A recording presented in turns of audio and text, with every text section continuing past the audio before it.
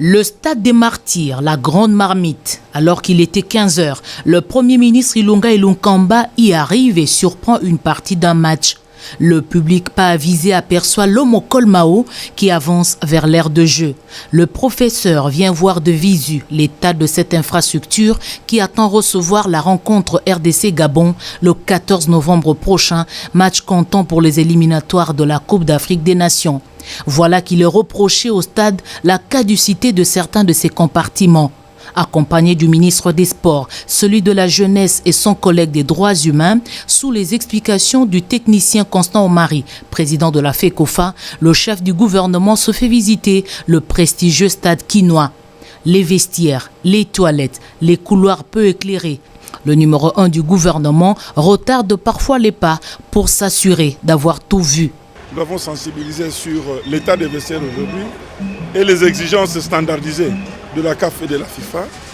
Nous avons parlé d'autres problèmes liés aux équipes nationales, la disponibilisation des primes de joueurs, ainsi de suite, les filles et les autres.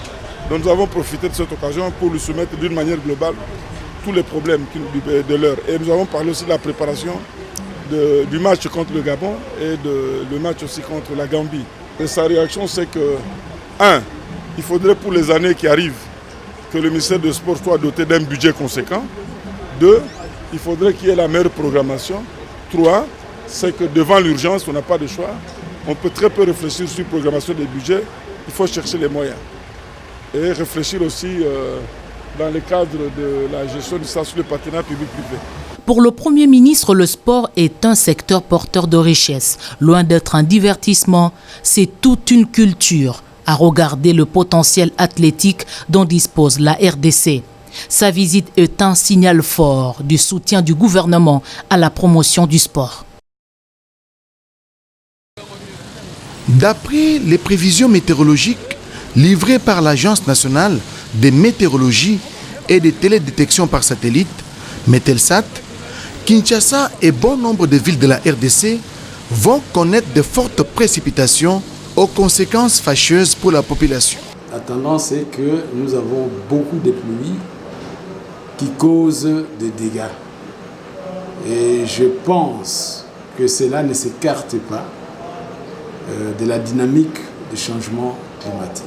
Cette situation due au changement climatique n'épargne pas d'autres pays africains qui en paient déjà les frais. L'Afrique n'est pas épargnée par le réchauffement climatique avec toutes les conséquences. Et c'est ce que nous sommes en train de vivre, que ce soit en Côte d'Ivoire, que ce soit au Togo, que ce soit au Tchad, que ce soit aussi ici, dans notre pays, la RDC. Je crois que dernièrement, nous avons vécu beaucoup d'épisodes pluvieux où il y a eu des inondations, il y a eu des éboulements. Donc c'est ça. Tout cela, c'est dans la dynamique du changement climatique. La Metelsat, en synergie avec des partenaires internationaux tels que la Banque mondiale, compte doter la RDC des postes d'alerte pour toute catastrophe due aux pluies diluviennes. La Turquie et la République démocratique du Congo, deux pays partenaires, entendent raffermir la coopération parlementaire. C'est là les retombées de la séance de travail du deuxième vice-président du Sénat, John Tibassima, avec l'ambassadeur turc en RDC, Salih Borak Güler. À la sortie de l'audience, les diplomates turcs ont fait le point. Et nous avons discuté des divers aspects des relations entre nos deux pays. Et où on pourrait se concentrer pour raffermir davantage ces relations. Et bien sûr, nous avons discuté des relations interparlementaires et nous nous sommes mis d'accord pour demeurer en contact pour réaliser certains projets que nous avons. Et une fois que ces projets vont se mettre en réalisation, vous aussi vous serez au courant. L'échange entre la ministre d'État, ministre du Genre, Enfants et Familles, Béatrice Lomeya Atilité, et le chef du bureau de Kinshasa et représentant de l'UNESCO en RDC, Jean-Pierre Ilboudo, a permis d'établir les liens de collaboration sur les priorités dans le domaine du genre. Déjà, la redynamisation du centre régional des Grands Lacs sur le genre est à l'ordre du jour. Pour l'UNESCO Kinshasa, le genre et pour le développement, c'est qui est le carburant pour les véhicules. Au commerce extérieur, le ministre, après s'être entretenu avec les syndicalistes, a réuni tous les directeurs chefs de service de son ministère en présence de la secrétaire générale. Jean-Lucien Boussa-Tongboa invite ses collaborateurs au strict respect des textes légaux. Il a apporté les clarifications qu'il fallait et exige un changement de méthode de travail. À la recherche scientifique et innovation technologique, le ministre José Pandakabangu a reçu Rodomir Zivkovic, ambassadeur serbe en République démocratique du Congo, pour préparer les partenariats retombés du récent voyage du chef de l'État Félix-Antoine Tshisekedi à Belgrade. Les experts serbes sont attendus en RDC pour des études du sol en vue de la culture du soja, du blé et autres céréales. Pour cela, José Pandakabangu a dit avoir rendu disponible 4400 hectares de l'INERA à Ngandanjika, Yangambi, Kipopo, Gimbi et Mvoisi pour ce projet. Le dossier des 5 bourses octroyées par Aleksandar Vučić, président de la République de Serbie, aux Congolais, a également été évoqué. Le ministre de Relations avec le Parlement, Deunkusu Kunzibikawa, est revenu sur les relations RDC-Turquie avec l'ambassadeur turc. Il faut renforcer les échanges, qu'ils soient économiques, culturels ou sociaux, le développement étant l'étoile de fond de cette entrevue. La ministre déléguée auprès du ministre des Affaires sociales, chargée des personnes handicapées et autres personnes vulnérables, Maître Irène Sambo, s'est personnellement déplacée au centre de formation professionnelle Elika Center qui fête l'an 1 de son existence. La ministre a encouragé ses enfants à briser les limites, assumer leur handicap et les transformer en atouts. Les différents experts du secteur des assurances en République démocratique du Congo sont en formation sur le régime de la carte jaune du marché commun de l'Afrique orientale et australe COMESA. Au total, 5 modules, l'aperçu général de la carte jaune, l'historique, l'implantation, l'exploitation de la carte jaune, souscription à cette carte jaune seront dispensés. Les experts de l'autorité de régulation et de contrôle des assurances, ARCA en sigle, de la SONAS et de ceux de 3 nouvelles compagnies d'assurance agréées en République démocratique du Congo prennent part à cet atelier. C'est dans le cadre du projet d'appui au processus d'intégration économique de la République démocratique du Congo au sein du COMESA, financé par l'Union européenne à hauteur de 620 158 €. Le directeur général par intérim de l'ARCA, présent à cet atelier, en donne le bénéfice. Avec le COMESA, nous avons jugé opportun de promouvoir et de développer ce système qui permet en fait la libre circulation des automobilistes au sein de la région. Et en ayant cette carte jaune, ça leur permet également d'être couverts lorsqu'ils circulent dans les pays qui font partie, qui ont adhéré à la carte jaune. Pour obtenir un résultat significatif, ces formations seront suivies des activités de vulgarisation pour s'assurer que les agents formés ont en face d'eux des usagers et parties prenantes impliqués dans le système comme les magistrats, les policiers, avocats et transporteurs ayant une connaissance suffisante sur les systèmes de la carte jaune. C'est sur la 6e rue du quartier industriel dans la commune délimitée à Kinshasa que trône une imposante bâtisse moderne.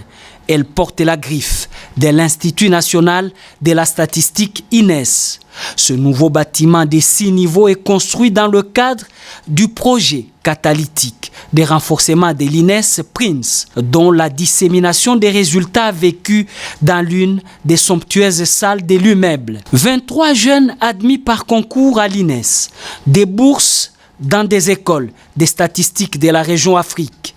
Des cadres formés pour un total de 210 agents dans différents domaines sont autant des gains du Prince évoqués par Roger Choulungurunika, directeur général de l'INES et coordonnateur du projet clôturé en juin dernier avec succès.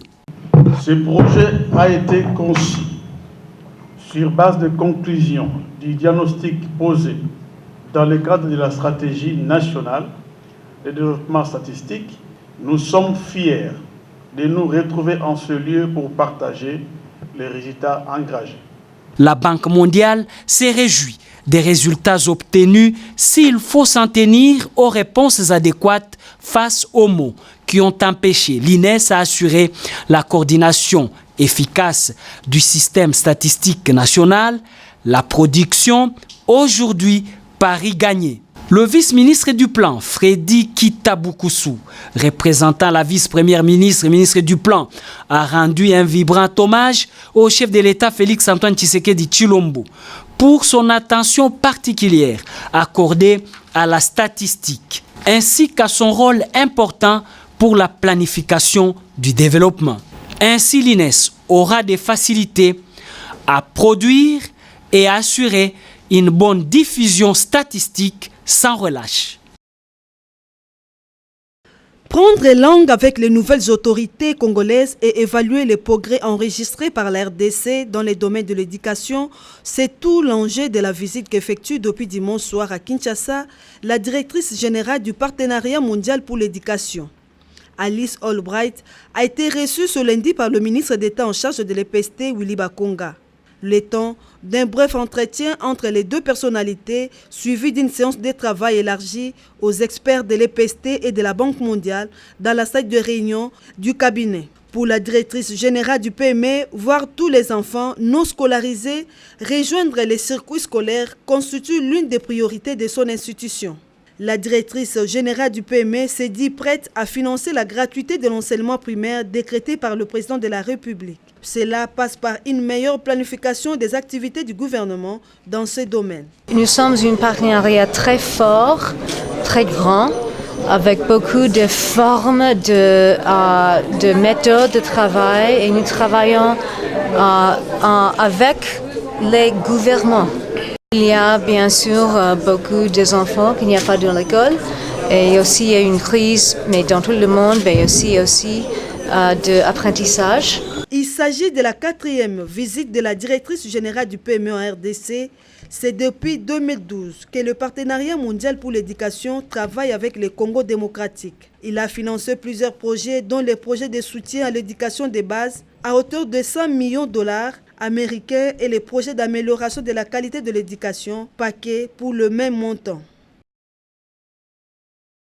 Cultiver pour une production agricole accrue, transformer avec des nouvelles technologies agricoles et commercialiser, voilà qui amène le développement dans la société, dans la vie du monde rural. La RDC, qui fait le focus sur l'agriculture comme priorité des priorités, est appelée à respecter cette chaîne de valeur en vue de concrétiser la vision du chef de l'État sur le redressement du développement national à la base. C'est le passage obligé pour lutter contre la pauvreté et gagner les paris de la sécurité alimentaire et nutritionnelle. Sous le haut patronage du ministère de l'Agriculture, Pêche et Élevage, se tient à Kinshasa, à Pullman Hotel, cet atelier de haut niveau sur la mise à l'échelle des technologies pour la transformation de l'agriculture en RDC. Assise organisée par le programme phare TAT, entendez technologie de la transformation de l'agriculture en Afrique, appuyée par la BAD. Réponse pour élargir l'accès à de nouvelles technologies des petits exploitants, surtout les femmes et les jeunes. Et l'ITA, Institut international d'agriculture tropicale, est là pour la mise en œuvre. 4 ministères, agriculture, pêche et élevage, développement rural et recherche scientifique sont mis à contribution pour une synergie dans les actions. Chaque ministre présent à cette séance d'ouverture a présenté l'apport de son secteur. C'est le cas du ministre Guy Mikulu Pombo du développement rural, qui pense que tout est utile, mais sans les routes viables et stables, c'est des investissements brûlés. Jonathan Bialoussouka, ministre de Pêche et Élevage, a ouvert cet atelier en présence de plusieurs participants venus des autres pays d'Afrique. Au nom du gouvernement de la République démocratique du Congo, je déclare ouvert l'atelier de lancement du programme Technologie pour la transformation de l'agriculture africaine. Objectif poursuivi, améliorer les activités agricoles avec augmentation de la production. Je déclare ouverte la revue sectorielle 2018 et souhaite plein succès à ces assises. Cette revue de 3 jours aura comme but de contribuer à l'amélioration de la santé de la population congolaise dans le contexte de la lutte contre la pauvreté, reposant sur 4 objectifs, dont celui de faire le point de l'état de la mise en œuvre du PENDES en 2018, d'analyser les performances des secteurs de la santé sur base des résultats de grandes enquêtes menées en 2018, d'examiner les questions prioritaires qui handicapent l'amélioration de la disponibilité et l'accès des populations aux services et aux soins de qualité.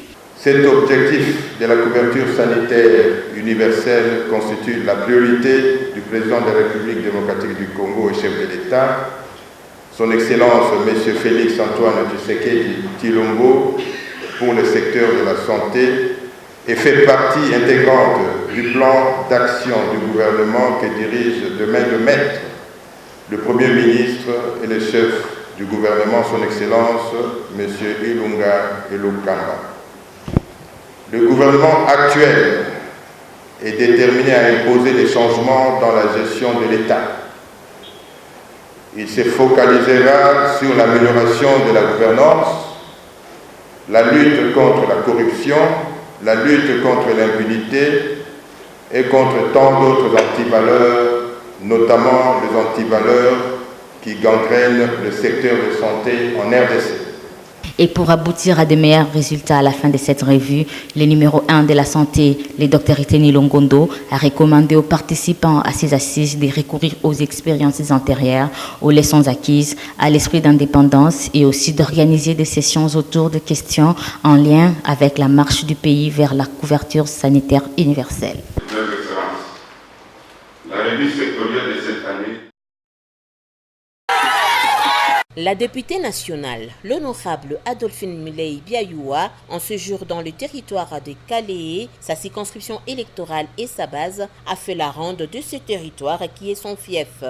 Partout où elle est passée, elle n'avait que 2 messages. Le premier était de remercier les électeurs pour l'avoir élu. Le deuxième message était celui d'expliquer à la population de sa circonscription électorale comment le gouvernement Sylvestre Ilunga Ilunkamba a été constitué par la coalition FCC Cash. L'honorable Adolphine Mulei Biayoua a remis de dons à ses électeurs de tôles pour la construction des écoles de toutes les confessions religieuses, mais aussi pour la construction des bureaux des 10 chefs des groupements de l'entité Bunyakiri. L'honorable Adolphine Mulei n'a pas oublié de parler des relations de bonne collaboration qui caractérisent le membre de la coalition FCC Cash. L'honorable n'a pas manqué de visiter certaines écoles pour sensibiliser les enseignants à accepter la gratuité de l'enseignement, car ce sera ainsi leur façon de soutenir et accompagner le chef de l'État dans cette décision salutaire pour les parents. La population du territoire de Calais a demandé à leur sœur députée nationale de mener un plaidoyer auprès du gouvernement national en fin de la réhabilitation de la route nationale numéro 3, Miti-Ombo, l'éradication de groupes armés. L'honorable a aussi eu des réunions avec ses camarades du PPRD et différentes couches sociales aux handicapés physiques. La députée nationale a expliqué le bien fondé de ce ministère qui est occupé aujourd'hui par une femme handicapée, ainsi que la vision du chef de l'État.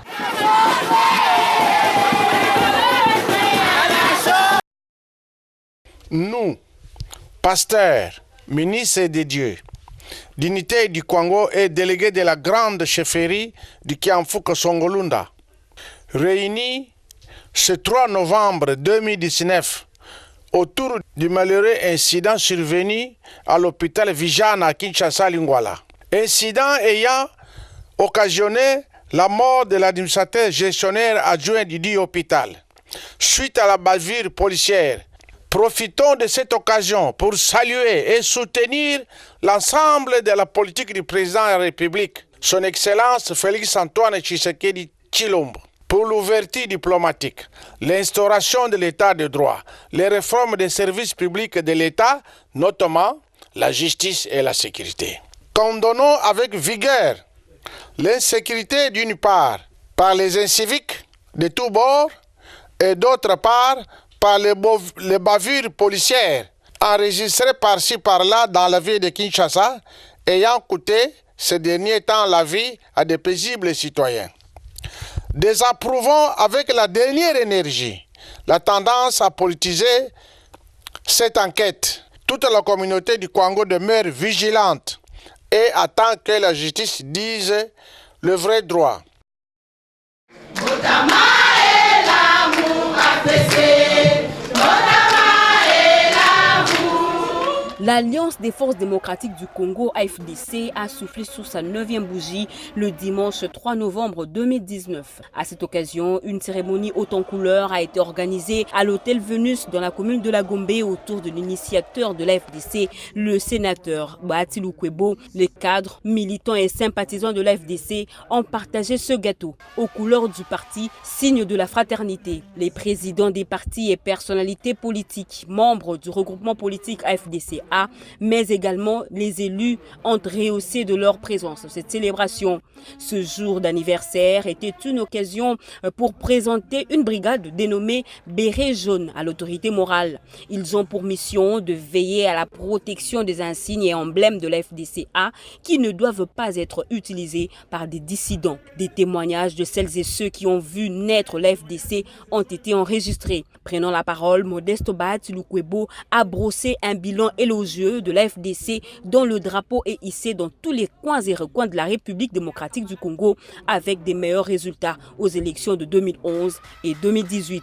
Après avoir sué sang et eau, après nous être sacrifiés, eh bien, notre moisson a été arrachée à la dernière minute. Tout le monde le sait, ce n'est un secret pour personne. Malgré tout ce qui se raconte à gauche, à droite, la vérité, elle est connue, même des plus petits que nous. Ils le savent. Ils savent que l'AFDC est allié. C'est l'affaire de Bahati Lukwebo et ses compagnons et ses compagnes. Ce n'est pas l'affaire des usurpateurs qui se baladent jour et nuit, qui se targuent d'être des nouveaux représentants de ce regroupement. Cela est connu de tout le monde, mais nous sommes dit, nous sommes dans un état que nous voulons de droit. Tôt ou tard, la raison sera de notre côté. Pour plus d'un observateur, l'AFDC est un parti de l'avenir avec qui il faut compter pour le développement et l'avènement d'un véritable état des droits. Promouvoir la jeune fille et la femme à une autoprise en charge, c'est le but que poursuit Marie-Olive Lembe Kabila à travers son ONG Initiative Plus. C'est le samedi 2 novembre que l'épouse de Joseph Kabila va se rendre au Centre congolais de culture de formation et de développement situé dans la commune de Mangafula. Malgré le mauvais état de la route, Olive Lembe est déterminée à atteindre son objectif, celui de créer un partenariat avec le CESFOR dans le domaine de l'hôtellerie, ce qui va permettre à la présidente de l'Initiative Plus de construire pour ses compatriotes une institution semblable à ce centre de formation pour aider la jeune fille à une autoprise en charge dans le secteur de l'hôtellerie, souvent négligé ici en RDC. Olive Lembe va visiter à tour de rôle les différents locaux, question de s'enquérir personnellement de l'état de ce centre qu'elle compte déjà subventionner tous les mois. Une joie pour la coordinatrice du CESFOR qui affirme que ce centre de formation répond à des triples défis de la qualité dans la formation et la promotion de l'emploi. Ma grande joie, c'est toujours voir comment nos apprenantes arrivent et après une année, comment elles ressortent contentes, un peu transformées, avec un grand désir de faire le bien, d'aimer chaque fois plus leur métier et de s'investir là-dedans. Selon Clémentine Tidiakwanga, l'une des formatrices rencontrées sur les lieux pense que l'expertise acquise dans ce centre de formation permet à plusieurs apprenants de se prendre en charge. Son statut de première dame a changé, mais pas son cœur. L'épouse de Joseph Kabila va rendre une visite de réconfort à l'artiste musicien Matou Samuel, qui a perdu son épouse il y a peu. En bonne mère de famille, Olive Lembe les a exhortés à l'amour et à l'unité. nakokende lisusu wapie yone maloba ya bomoi etamoli nanga na se na ntango yo ekambami na yo nkolo yone pole. Ils sont désormais experts en protocole et étiquette de la République démocratique du Congo. Ils viennent de finir la formation à l'Académie diplomatique congolais. Cette formation de 2 mois sanctionnée par la remise de brevet qui fait d'eux des experts en protocole et étiquette. 30 récipiendaires qui sont désormais à la disposition des différents ministères ainsi qu'autres services de l'État. Pour le DG de l'Académie diplomatique, son institution a été créée pour combler les lacunes de protocole diplomatique.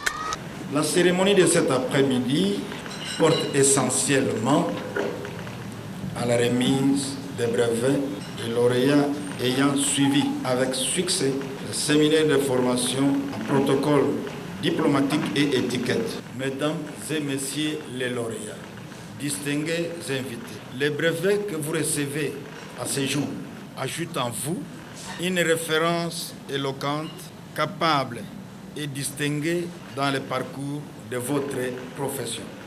Au nom des récipiendaires, Victor Rafiki, président de cette 5e promotion, s'est dit fier d'avoir suivi cette formation dans une académie au standard international.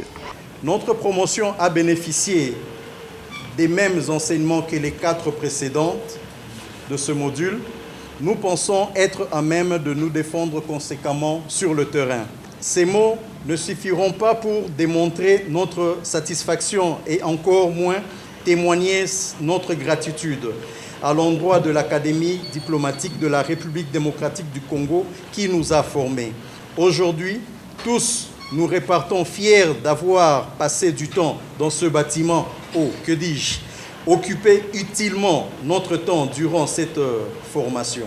L'Académie diplomatique de la RDC existe depuis 2016 et se charge de la formation, recyclage et renforcement des capacités des agents du ministère des Affaires étrangères ainsi que autres services de l'État.